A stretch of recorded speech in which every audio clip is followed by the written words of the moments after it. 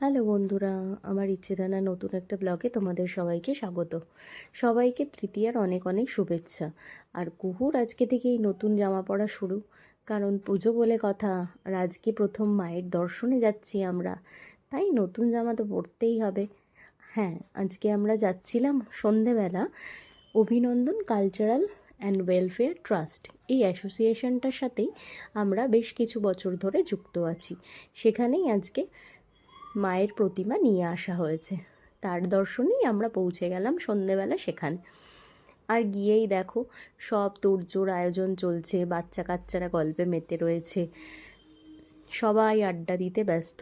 আর হবে নাই বা কেন বলো, পুজোর এই 4-5টা দিনই তো বাঙালির সবচেয়ে বেশি আনন্দ। সারা বছরের আনন্দটা এই কদিনই বাঙালি সবচেয়ে বেশি মেতে ওঠে। আর মায়ের মুখ আমরা দেখতে পাবো হচ্ছে পঞ্চমীর দিন।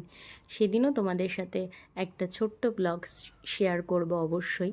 আর আমার মেয়ে দেখো বসে পড়েছে, ওকে বলা হয়েছে সব কিছুই, ও সেটাই মিলিয়ে মিলিয়ে দেখছে যে লক্ষ্মীর সাথে প্যাঁচা আছেন কি না, তারপরে পিকক আছেন কি না কার্তিকের সাথে।